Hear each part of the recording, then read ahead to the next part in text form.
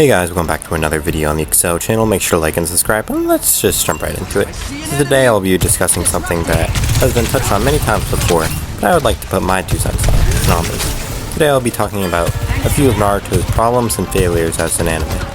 Well, first, let's not start with the main culprit of Shippuden, but at the roots. Let's go back to 2005 and start with OG Naruto. Naruto is one of the early post-Dragon Ball shonen anime, and it, along with Bleach and One Piece, carved a new era. It did this with a simple story along with great action. The story is what I'll mainly be focusing and critiquing on today, as it is pretty commonly accepted that Naruto's action has been consistently great.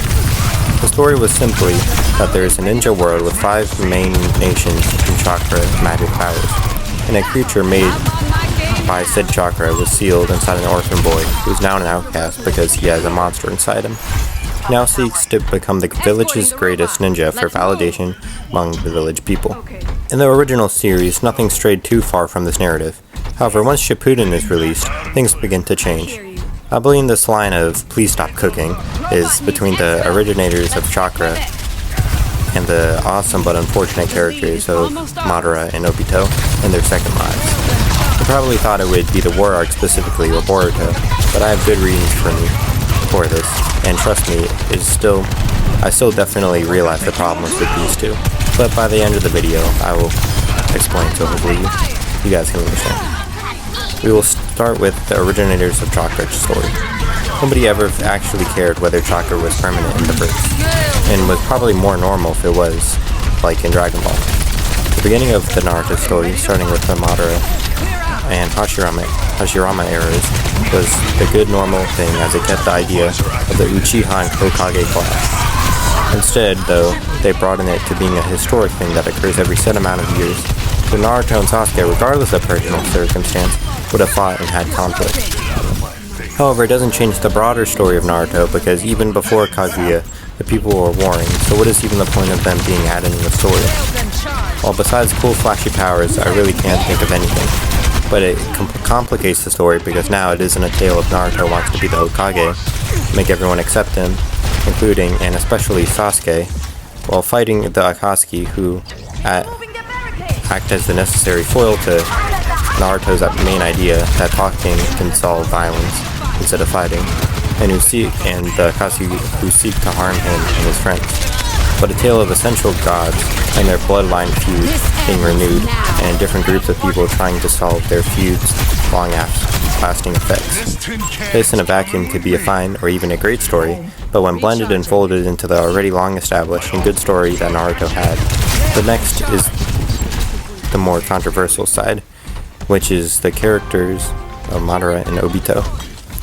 Now let me clarify this now, but these are great and awesome characters, and I do not hate them, but what I am picking apart specifically about their characters is their second lives. We'll start with Madara.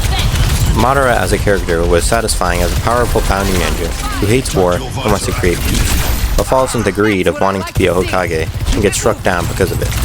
But instead, he is able to essentially cheat death for generations, and due to him being a descendant from said god feud, he is allowed to achieve a similar level of power, while also being able to manipulate everything from the shadows. Well, this really isn't that bad at all so far. We do come to a quick question. How does he get defeated?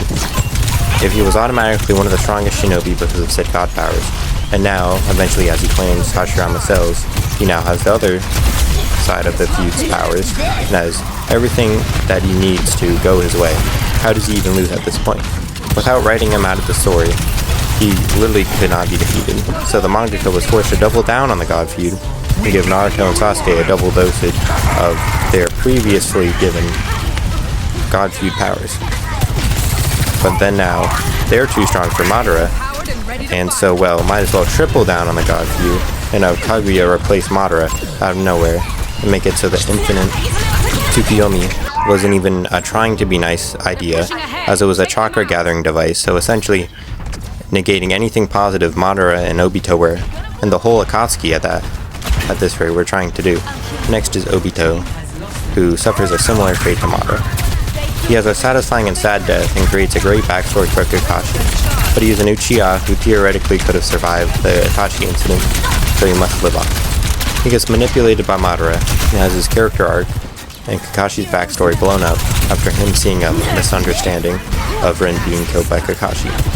Like seriously, does he not trust Kakashi enough to think that he made the right decision?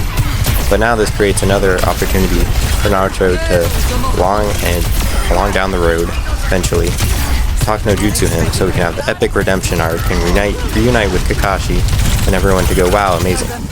I know this may be unpleasant to hear considering these two are beloved characters, for good reasons, that is. But my main problem is them still being alive and the unintended consequences of that. During their first lives, they were excellent and amazing characters, even so after their first death, but sometimes it is better for them to stay dead, even if seeing more of the character is cool. Think of Jiraiya when I say this. Imagine if they reanimated him. Why? He had a perfect closing not too long before the war, and nothing more was needed for his character. So why do I say mainly these two reasons, not the war arc or Boruto? Well, for how mid and unnecessary long and safe the war arc was, it was mostly the product of the God feud and Madara and Obito's second life. The only reason the war happened and the story couldn't end after Pain and Itachi died in the first place was because Obito had his second life and started the war arc. Now, the war arc only had its lackluster ending because of the God feud and Madara's second life plotlines clashing, which leads to a messy conclusion. My main point is, did the war arc ruin the legacy? Yes. Why did it happen? The plot points of Madara and Obito being brought back to life wanted to be used. Why was it bad? The God feud made things messy by introducing too many powers and plot lines. Now let's go into Boruto. Boruto's effects can be mainly seen with the ending in the war arc, with the God feud and especially Kaguya.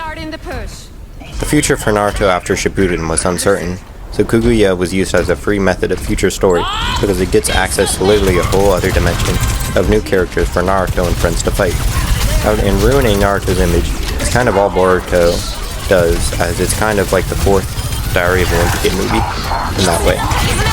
But ruining Naruto and its legacy is kind of impossible for Boruto to do, given how popular Naruto and Naruto Shippuden already are. But these are just my thoughts. Do you agree? Disagree? Tell me in the comments. Thanks for watching this far. Make sure to like and subscribe. Enjoy the rest of your day.